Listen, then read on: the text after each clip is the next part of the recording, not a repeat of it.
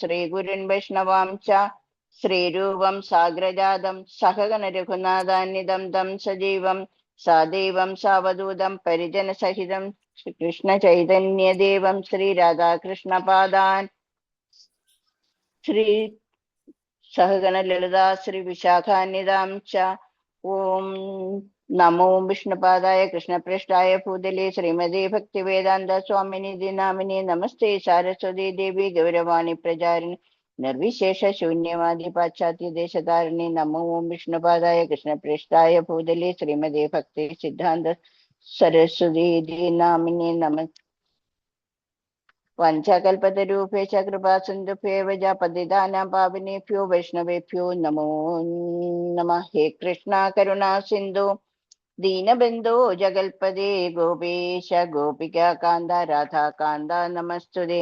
തപ്തകാഞ്ചന ഗൗരാംഗേ ശ്രീരാധേ വൃന്ദാവനേശ്വരി വൃഷഭാനുസുതേ ദേവി പ്രണമാമി ഹരേ പ്രിയേ. ജയ ശ്രീകൃഷ്ണ ചൈതന്യ പ്രഭു നിത്യാനന്ദ ശ്രീ അദ്വൈത ഗദാധര ശ്രീവാസദി ഗൗരഭക്തവൃന്ദ. ഹരേ കൃഷ്ണ കൃഷ്ണ കൃഷ്ണ ഹരേ ഹരേ ഹരേ രാമ രാമ രാമ ഹരേ ഹരേ. ഹരേ കൃഷ്ണ കൃഷ്ണ കൃഷ്ണ ഹരേ ഹരേ ഹരേ രാമ രാമ രാമ ഹരേ ഹരേ. ഹരേ കൃഷ്ണ കൃഷ്ണ കൃഷ്ണ ഹരേ ഹരേ ഹരേ രാമ രാമ രാമ ഹരേ ഹരേ. ഓം തത്സത്.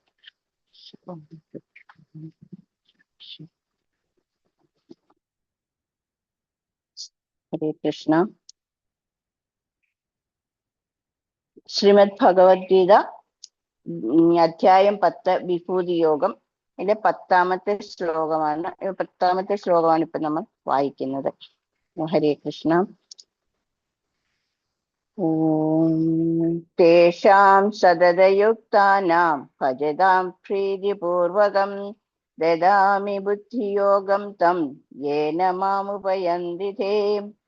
തേഷാം സതതയുക്താനാം ഭജതാം പ്രീതിപൂർവകം ദദാമി ഭുക്തിയോഗം തം യേന മാമുപയാന്തി തേ.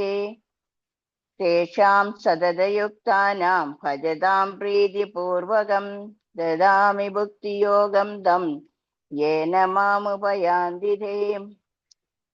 പ്രീതിപൂർവകം പ്രീതിയോടുകൂടി ഭജതാം ഭക്തിയുത സേവനമനുഷ്ഠിക്കുന്ന സതതയുക്താനാം സതതയുക്തന്മാരായ അഥവാ സദാ മുഴുകിയിരിക്കുന്ന തേഷാം അവർക്ക് തേ അവർ യേന യാതൊന്നുകൊണ്ട് മാം എന്നെ ഉപയാന്തി പ്രാപിക്കുമോ തം ബുദ്ധിയോഗം ആ യഥാർത്ഥ ബുദ്ധിയെ ദദാമി ഞാൻ ദാനം ചെയ്യുന്നു. പ്രേമഭക്തിയോട് എന്നെ സദാ ആരാധിക്കുന്നവർക്ക് എന്നെ പ്രാപിക്കാൻ ഉതകുന്ന ബുദ്ധിവിശേഷം ഞാൻ നൽകും. ഭാവാർത്ഥം ശ്രീല പ്രഭുപാദർ കി ജയ്. ബുദ്ധിയോഗം എന്ന വാക്ക് ഇവിടെ സാരഗർഭമാണ്. 2ാം അധ്യായത്തിൽ ഭഗവാൻ അർജുനനോട് താൻ പല വിഷയങ്ങളെ കുറിച്ചും വിവരിച്ചു കഴിഞ്ഞുവെന്നും മേലിൽ ബുദ്ധിയോഗത്തിന്റെ പദ്ധതി പറഞ്ഞു തരാമെന്നും പ്രസ്താവിച്ചുവല്ലോ. ഇതിൽ ബുദ്ധിയോഗത്തെ കുറിച്ചാണ് ഉപദേശിക്കുന്നത്. ബുദ്ധിയോഗം എന്നാൽ കൃഷ്ണാവബോധത്തോടെ ചെയ്യുന്ന പ്രവർത്തനമാണ്. അതാണ് ബുദ്ധിയുടെ അത്യുത്കൃഷ്ട നില. യോഗം എന്നത് സിദ്ധി വൈഭവമോ യോഗാത്മകമായ ഉയർച്ചയോ ആണ്. ഒരാൾ കൃഷ്ണ സന്നിധിയിലേക്ക് അഥവാ സ്വഭവനത്തിലേക്ക് തിരിച്ചു പോകാൻ ഉദ്ദേശിച്ചുകൊണ്ട് കൃഷ്ണാവബോധമാർന്ന ഭക്തിപൂർവം ഭഗവത് സേവനത്തിൽ ഏർപ്പെടുന്നതാണ് ബുദ്ധിയോഗം.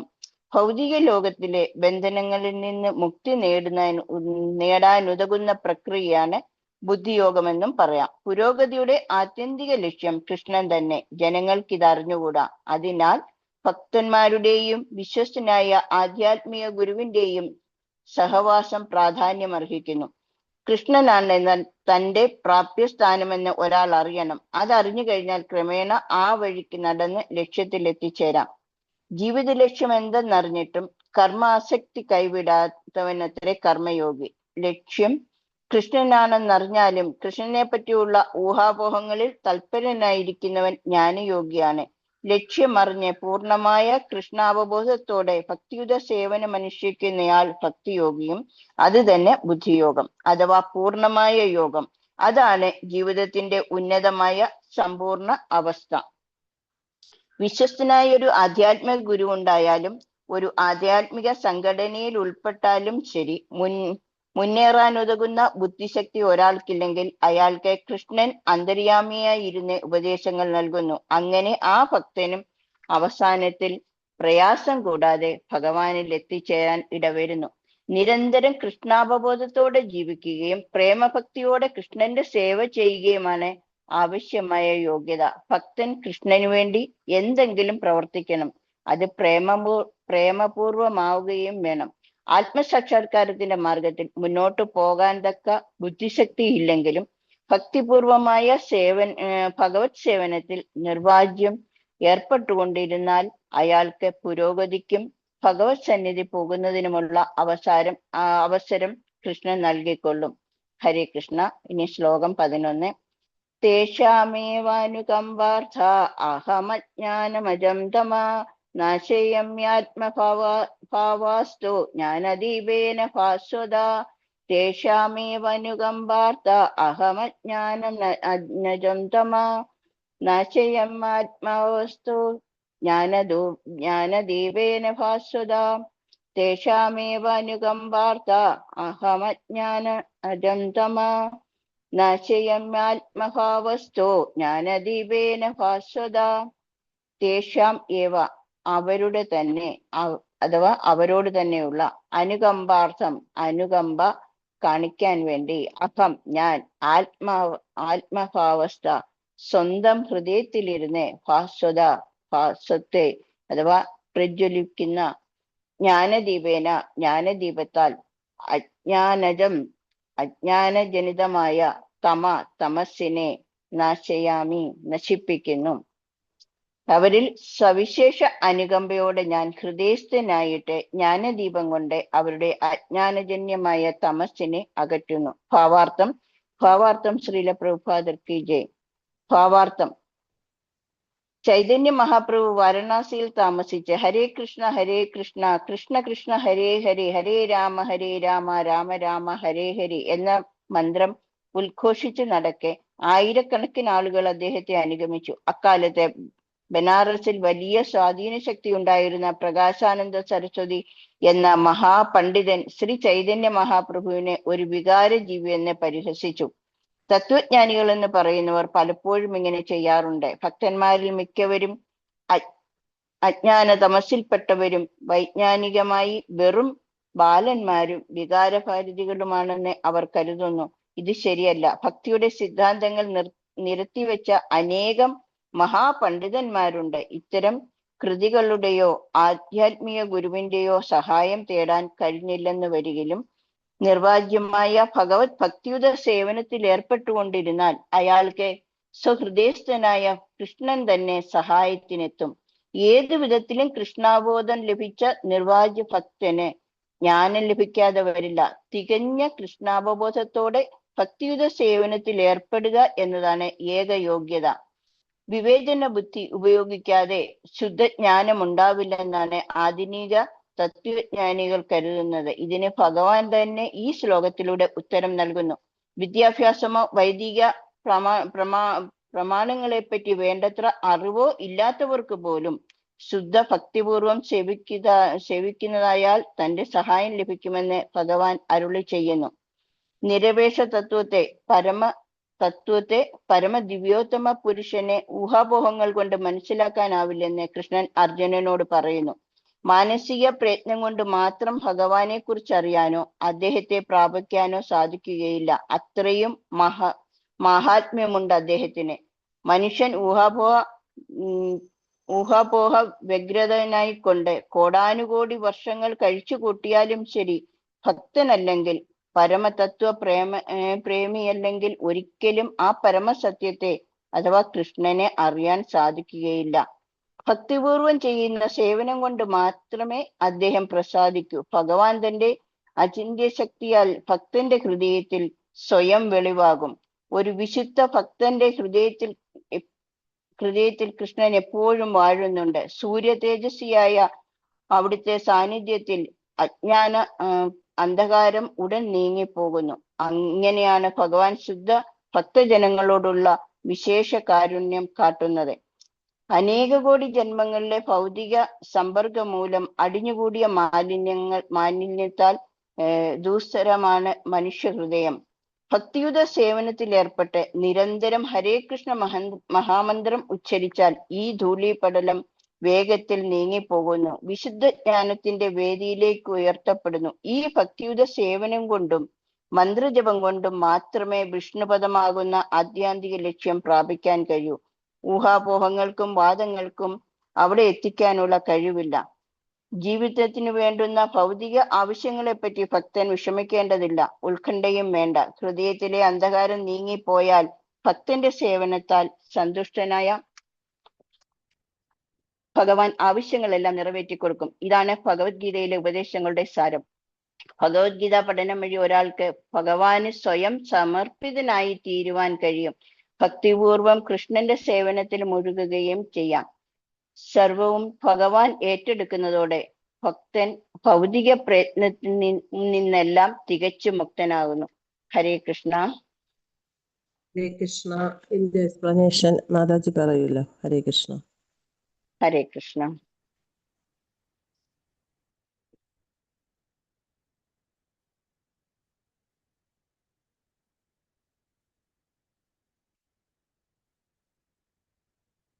ഇവിടെ 9ാമത്തെ ശ്ലോകത്തിൽ പറയുന്നത്, എന്റെ ശുദ്ധ ഭക്തന്മാരുടെ ചിന്ത എന്നിൽ കുടികൊള്ളുന്നു, അവരുടെ ജീവിതം തികച്ചും എന്റെ സേവനത്തിനായി സമർപ്പിതമായിരിക്കും.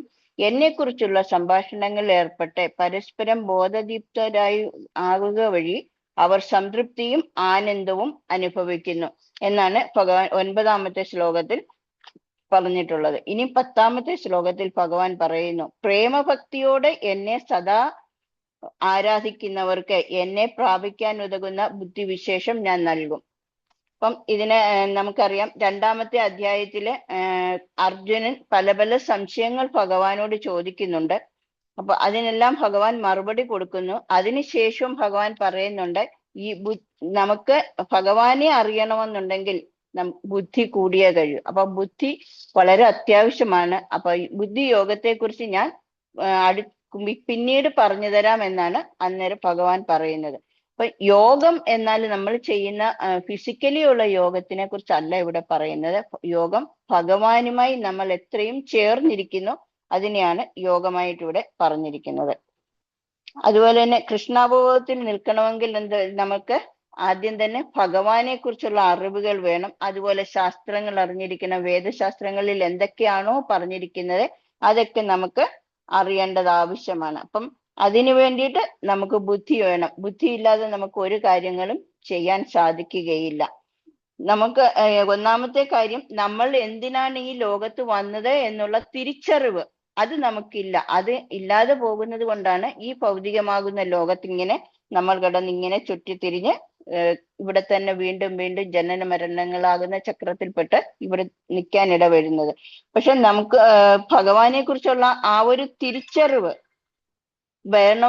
വരണമെന്നുണ്ടെങ്കിൽ നമ്മൾ ബുദ്ധിയോഗം പരിശീലിക്കേണ്ടത് വളരെ അത്യാവശ്യമാണ്. അതുപോലെ തന്നെ നമുക്ക് നമ്മളെ തന്നെ ഉയർത്തണം എന്നൊരു ചിന്ത നമ്മുടെ ഉള്ളിൽ വരണം. അങ്ങനെ വന്നെങ്കിൽ മാത്രമേ ഭഗവാൻ അതിനു വേണ്ട ഊർജം നമുക്ക് നൽകുകയുള്ളൂ.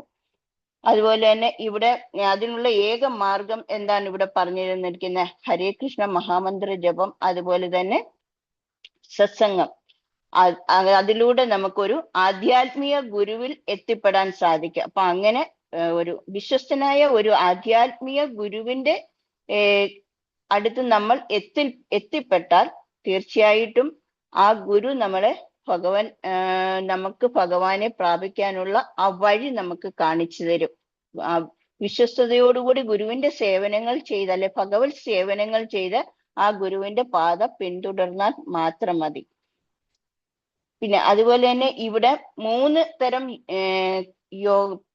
യോഗികളെ കുറിച്ച് പറയുന്നുണ്ട്. അപ്പം 1 കർമ്മയോഗി, 2 ജ്ഞാനയോഗി, 3ാമത്തത് ഭക്തിയോഗി. അപ്പം 3 തരം യോഗികളുടെ വ്യത്യസ്തമായ രീതികൾ ഇതാണ്. അപ്പൊ നമ്മൾ എന്ത് കാര്യം ചെയ്യുമ്പോഴും ആ കർമ്മത്തിൽ മാത്രം നമ്മൾ ആസക്തരായിട്ട് ആ കർമ്മഫല ഇച്ഛയോടുകൂടി ചെയ്യുന്ന ആളിനെയാണ് എപ്പോഴും കർമ്മയോഗി എന്ന് പറയുന്നത്. അതുപോലെ അത് കഴിഞ്ഞിട്ട് കൃഷ്ണൻ നമ്മുടെ പരമമായ ലക്ഷ്യം എന്തായിരിക്കണം? എപ്പോഴും നമുക്ക് ഭഗവാൻ പ്രാപ്തി, അതിന് ഭഗവാൻ കൃഷ്ണന്റെ ആ ഒരു ലക്ഷ്യം അത് മാത്രം മനസ്സിൽ ഉറച്ചു വിശ്വസിച്ചുകൊണ്ട് പോകുന്നവർക്ക് മാത്രമേ ഭഗവത് പ്രാപ്തി സാധ്യമാകൂ എന്ന് വീണ്ടും വീണ്ടും ഭഗവാൻ ഇതിനകത്തിലൂടെ നമുക്ക് മനസ്സിലാക്കി തരുന്നുണ്ട്. അതുപോലെ തന്നെ കൃഷ്ണനാണ് പരമമായ ലക്ഷ്യം എന്ന് മനസ്സിലാക്കിക്കൊണ്ട് അത് ഊഹാപോഹങ്ങളിലൂടെയല്ല, ശരിക്കും മനസ്സിലാക്കാനുള്ള ഒരു ജിജ്ഞാസ നമ്മളിൽ വരുമ്പോൾ അവരെയാണ് നമ്മൾ ജ്ഞാനയോഗി എന്ന് പറയുന്നത്. അതുപോലെ തന്നെ നമ്മുടെ ആത്യന്തികമായ ലക്ഷ്യം എന്താണോ അത് മനസ്സിലാക്കി പൂർണ്ണ കൃഷ്ണാവബോധത്തോടെ ഭക്തിയുത സേവനം അനുഷ്ഠിക്കുന്ന ആളാണ് ഭക്തിയോഗി. അപ്പൊ ഇത് തന്നെ ആയിരിക്കണം നമ്മുടെ ജീവിതത്തിന്റെ ഏറ്റവും അവസാന ലക്ഷ്യവും ഓരോ ജീവാത്മാവിന്റെയും. കൂടാതെ നമ്മൾ നിരന്തരം കൃഷ്ണാവബോധത്തോടു കൂടി ജീവിക്കുകയും ഭക്തിയുടെ ഏറ്റവും ഉയർന്ന തലമായ പ്രേമഭക്തി, നമ്മൾ ഭക്തിയുടെ ഏറ്റവും ഉയർന്ന തലം എന്ന് പറയുന്നത് പ്രേമഭക്തി. അത് എവിടെ നിന്നാണ് കാണാൻ കഴിയുന്നത്? വൃന്ദാവനത്തിലെ ഗോപികമാരിൽ നിന്നാണ് നമുക്കത് പഠിക്കാൻ പറ്റുന്നത്. അപ്പൊ അവിടെ എത്തിക്കഴിയുകയും ചെയ്ത ഒരാൾക്ക് തീർച്ചയായിട്ടും ഭഗവത് സാക്ഷാത്കാരത്തിനുള്ള യോഗ്യത നമുക്കെത്തി. നമ്മൾ തന്നെ സ്വയം ചിന്തിച്ചു നോക്കുക. നമ്മൾ ഭക്തി പരിശീലിക്കുന്നുണ്ട്, അല്ലെന്നുണ്ടെങ്കിൽ ഇതെല്ലാം ചെയ്യുന്നുണ്ട്, നമ്മൾ സ്വയം അഹങ്കരിക്കുകയാണ്, ഞാൻ വലിയ ഭക്തനാണ് അല്ലെങ്കിൽ ഭക്തയാണ് എന്നുള്ള ഒരു നമ്മുടെ ഒരു അഹംഭാവം വരും. അത് പാടില്ല. കാരണം നമ്മൾ ഇനിയും വരുന്ന ശ്ലോകങ്ങളിലൂടെയും അടുത്ത അധ്യായങ്ങളിലൂടെയും നമ്മൾ മനസ്സിലാക്കുക, ഭഗവാനെ പ്രാപിക്കാനുള്ള യോഗ്യത, അപ്പൊ അതിന്റെ കുറെ ലക്ഷണങ്ങൾ പറയുക. അപ്പൊ നമുക്ക് സ്വയം തന്നെ നമ്മളൊന്ന് എന്താ പറയുക, വിശകലനം ചെയ്ത് നോക്കുക, ഈ പറഞ്ഞ യോഗ്യതകളിൽ ഞാൻ എവിടെ വരെ എത്തിയിട്ടുണ്ട് എന്നുള്ളത് നമുക്ക് മനസ്സിലാക്കാനായിട്ട് സാധിക്കും. അപ്പം ഈ നമ്മുടെ യോഗ്യതകൾ ഒരിക്കലും മറ്റൊരാളല്ല തീരുമാനിക്കേണ്ടത്. അത് തീരുമാനിക്കേണ്ടതും അതിന് വേണ്ട നമുക്ക് ഫലം തരേണ്ടതും ആരാണ്? ഭഗവാനാണ്. അപ്പം നമ്മൾ എപ്പോഴും നമ്മുടെ ഭക്തി മറ്റ് ആൾക്കാരെ കാണിക്കാൻ, ഞാൻ വലിയ ഭക്തയാണെന്നുള്ള ഭാവം കാണിക്കാൻ വേണ്ടിയിട്ടായിരിക്കരുത്. അത് ഭഗവാന്റെ മുന്നിൽ ആ ഒരു യോഗ്യത അല്ലെങ്കിൽ ഭഗവാന്റെ ആ ലിസ്റ്റിൽ, ആ ഗുഡ് ബുക്കിൽ ഒന്ന് എൻട്രി കിട്ടുന്നതിന് വേണ്ടിയിട്ടായിരിക്കണം നമ്മുടെ പരിശ്രമം. അപ്പൊ അങ്ങനെയാണെന്നുണ്ടെങ്കിൽ ബുദ്ധിശക്തി നമ്മൾ ഭക്തിയുത സേവനം എന്ന് പറയുമ്പോൾ ഭഗവാനെ ആ പ്രേമഭക്തിയോടുകൂടി ആരാധിക്കുക. നമ്മൾ ബാക്കി ശാസ്ത്രവിധി പ്രകാരം അല്ലെങ്കിൽ പോലും ഭഗവാൻ തീർച്ചയായിട്ടും നമ്മളെ ലക്ഷ്യസ്ഥാനത്ത് എത്തിക്കും.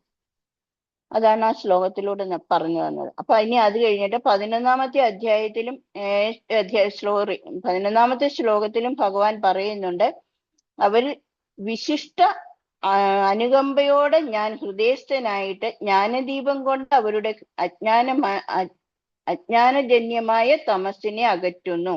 അപ്പം ഇതിന്റെ സാരം തന്നെ നമുക്ക് വലിയ വേദപഠനം ചെയ്യാതെയും ആധ്യാത്മിക ഗുരുവിന്റെ ഒരു സഹായമില്ലാതെയും നമ്മൾ നിർവാജ്യമായ ഭഗവത് ഭക്തിയുടെ സേവനത്തിൽ ഏർപ്പെട്ടുകൊണ്ട്, ഇപ്പം നമുക്ക് വലിയ ബുദ്ധി ഇല്ലാത്തവരാണെങ്കിൽ പോലും അവരുടെ ഭക്തിയുടെ ആ ഒരു ഭാവം അത് മാത്രമേ ഭഗവാൻ നോക്കുന്നുള്ളൂ. അങ്ങനെയുള്ള ഒരു ഭാവത്തിൽ ഏർപ്പെട്ടുകൊണ്ട് നമ്മൾ ഇരുന്നാലും തീർച്ചയായിട്ടും അവരെ ഭഗവാൻ തന്നെ അവരുടെ ഉള്ളിൽ ഹൃദയത്തിൽ ഇരുന്നുകൊണ്ട് അവർക്ക് വേണ്ട അറിവ് അല്ലെങ്കിൽ ജ്ഞാനം, അതിന്റെ ആ ഒരു വിളക്ക് ഭഗവാൻ തന്നെ തെളിക്കും എന്നാണ് ഈ ശ്ലോകത്തിൽ പറയുന്നത്. അതിനെന്താണ് വേണ്ടത്? നമ്മുടെ ആ മനസ്സിൽ കാലാകാലങ്ങളായി നമ്മളുടെ ഹൃദയത്തിൽ ഉണ്ടായിരിക്കുന്ന ആ മാലിന്യങ്ങളെല്ലാം മാറിയിട്ട് നമ്മൾ അവിടെ ഭഗവത് ചൈതന്യത്തെ സ്ഥാപിക്കാൻ, അല്ലെ ആ ഭഗവത് ചൈതന്യമായിരിക്കണം നമ്മുടെ ഹൃദയത്തിൽ തെളിഞ്ഞു വരേണ്ടത്. അപ്പൊ അതിനു വേണ്ടിയിട്ട് എന്താണ് പറഞ്ഞിരിക്കുന്നത്? ഹരേ കൃഷ്ണ മഹാമന്ത്ര ജപം, അതുപോലെ തന്നെ ആധ്യാത്മികമായ ഗുരുവിന്റെ സാന്നിധ്യം, അതേപോലെ തന്നെ നമ്മുടെ ഭക്തരുടെ സംഘം, അതായത് സത്സംഗം, ഇതിലൂടെ എല്ലാം നമുക്ക് ഈ നമ്മുടെ മനസ്സിൽ ഹൃദയത്തിൽ കൂടിക്കൊണ്ടിരിക്കുന്ന മാലിന്യങ്ങളെല്ലാം മാറിയിട്ട് ശുദ്ധ ഭക്തന്റെ ഒരു തലത്തിലേക്ക് നമുക്ക് ഉയർത്തപ്പെടാനായിട്ട് സാധിക്കും. അപ്പം ഒരു അതിന് നമുക്ക് ഒരു സംശയത്തിനും ഇവിടെ ഇടവരുത്തരുത്. കാരണം പൂർണ്ണമായ വിശ്വാസം, ആ ഒരു വിശ്വാസമാണ് നമ്മൾ ഭഗവാനിൽ ഊട്ടി ഉറപ്പിക്കേണ്ടത്.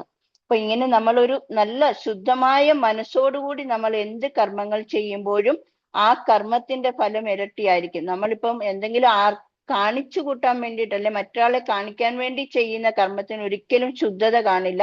അതിന് അത്രയും ഒരു ക്വാളിറ്റിയെ കാണുകയുള്ളൂ. പക്ഷെ നമ്മൾ ശുദ്ധമായ, നമുക്ക് ഇൻട്രസ്റ്റ് ഉള്ള ഒരു കാര്യം ചെയ്യുമ്പോൾ എങ്ങനെയാണ്, നമ്മൾ വളരെ അധികം ആഹ്ലാദത്തോടു കൂടി അല്ലെങ്കിൽ വളരെ ഇതായിട്ട് നമ്മൾ ആ കർമ്മം ചെയ്യാനായിട്ട് ശ്രമിക്കും. അതേമാതിരി തന്നെ നമ്മൾ ഇവിടെ നമ്മുടെ ആധ്യാത്മികമായ നമ്മുടെ ലക്ഷ്യം, ആത്യന്തികമായ ലക്ഷ്യം മനസ്സിലാക്കിയിട്ട് അതേ ഇൻട്രസ്റ്റോടു കൂടി നമ്മൾ കാര്യങ്ങൾ ചെയ്യുമ്പം അത്രയും ഒരു പോസിറ്റീവ് വൈബായിരിക്കും നമുക്ക് ഇതിനകത്ത് നിന്ന് കിട്ടുന്നത്.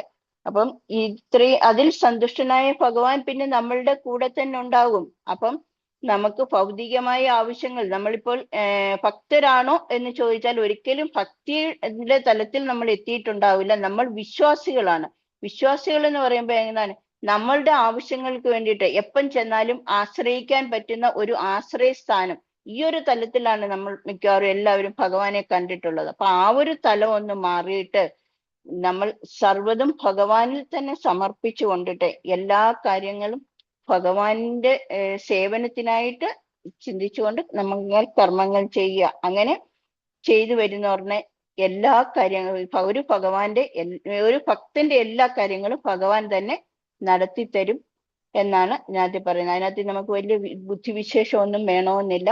നമ്മുടെ മനസ്സ് ശുദ്ധമാക്കിക്കൊണ്ടുള്ള ഭക്തി മാത്രം മതി എന്നാണ് ഈ ശ്ലോകത്തിലൂടെ നമുക്ക് മനസ്സിലാകുന്നത്. ഹരേ കൃഷ്ണ.